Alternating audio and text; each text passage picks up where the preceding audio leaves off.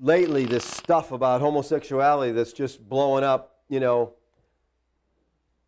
my wife's Facebook, not my Facebook, because my friends on Facebook are few and far between, and none of them promote that kind of stuff. But on my wife's Facebook, she has a lot of different friends, and so I see all this, and I want to comment on her Facebook, but I figure I'd get her in trouble, so I don't. So I don't do that. But it's an issue that's, you know, it's just getting, you know, it's coming at us like crazy, you know. And, you know, and the argument is, you know, people are saying, well, that's sin, it's wrong. Christians are saying that. And the argument I hear over and over, well, yeah, it was also wrong to, you know, mix two kinds of clothes together. And I'm saying, and see, people don't have an answer for that. Yeah, that was for Israel under the Old Covenant.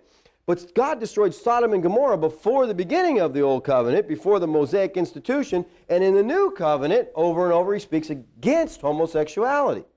And I don't care what our society does. I don't care how much is jammed down our throats, how much everybody thinks about things. The Bible condemns it.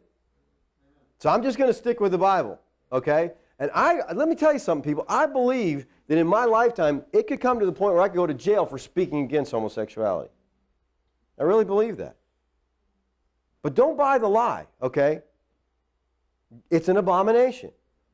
Now, this doesn't mean we're going out and do gay bashing, okay? We are to love them. We are to tell them the truth. We are to speak to them about what the Bible says. And we're to disagree agreeably. Have you all heard about what happened with Dave Cathy and the leader of the homosexual, one of the homosexual movements? You remember Dave Cathy of Chick-fil-A? Dan Cathy.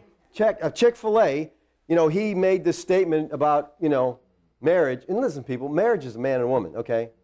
If they want to have a civil union, let's set up a whole new thing and say, you got to have a civil union.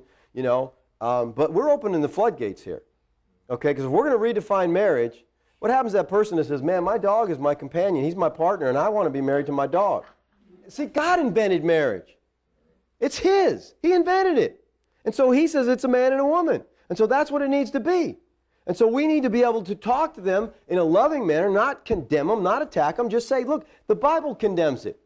Well, Dan Cathy had the leader of one of the homosexual groups over to his house and had him for dinner and shared with, because, you know, there was this big controversy. And that man, I don't know who he is, whoever that guy is, the leader of that movement now, has nothing but positive, good things to say about Dan Cathy. So we fundamentally disagree on this, but I respect that man. He's a good man. He's doing what he believes. And that's what we have, you know, people, we have to say, the Bible says this, we're standing with that. We can do no other. Doesn't mean we have to be mean or aggressive or ugly towards those people. We're just believing God. We need to ask them to give us the same tolerance you want us to give you. Okay? Maybe we're narrow-minded. Maybe we're simple-minded. We just believe the book. Okay? Forgive us for that. But that's where we need to stand. Don't get budged off that position. Because I'll tell you what, it's everywhere. And it's getting more. You know, and during the fall of the Roman Empire, almost all the emperors were homosexual.